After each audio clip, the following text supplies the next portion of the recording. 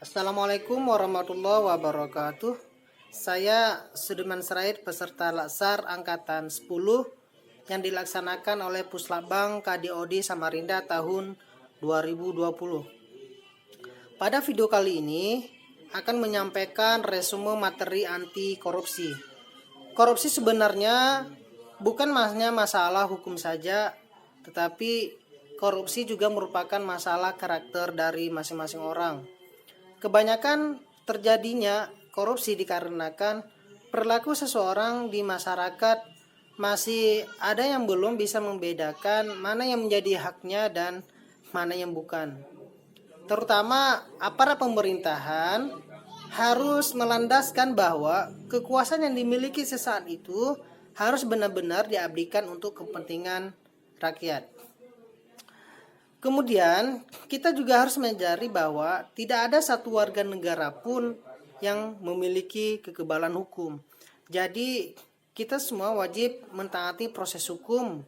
Namun, pada saat yang bersamaan, terutama kita selaku ASN, bahwa wajib mengedepankan proses hukum yang berkeadilan. Dilarang mempolitisasi hukum dan mempraktikkan sesuai dengan mekanisme hukum itu sendiri. Salah satu jalan pencegahan korupsi adalah ada pada Kementerian Pendidikan dan Kebudayaan. Suatu kementerian atau lembaga, terutama Kementerian Pendidikan dan Kebudayaan, harus benar-benar menjalankan reformasi institusinya secara baik. Karena pendidikan di Indonesia sampai saat ini belum menghasilkan karakter individu yang jauh dari perilaku korupsi. Kemudian di sisi lain, sistem pengawasan dan pelaporan pertanggungjawaban pada sebuah instansi atau lembaga juga harus benar-benar dibuat seketat mungkin agar tidak ada celah sedikit pun untuk melakukan praktik korupsi.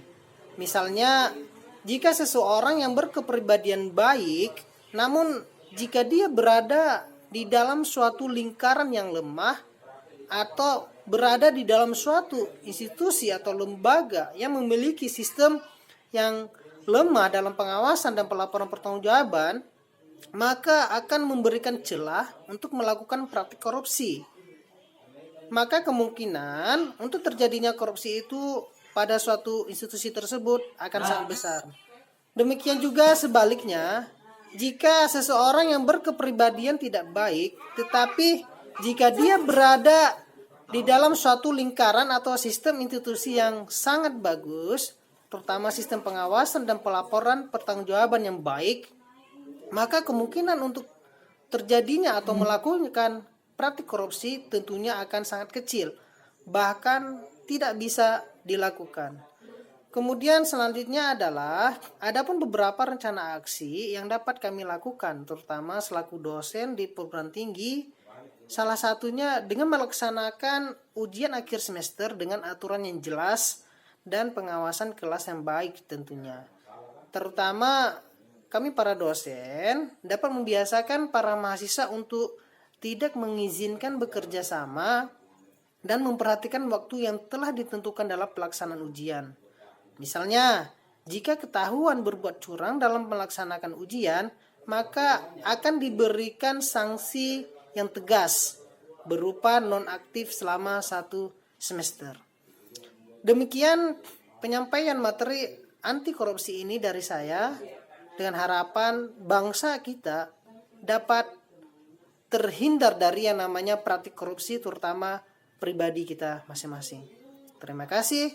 Wassalamualaikum warahmatullahi wabarakatuh.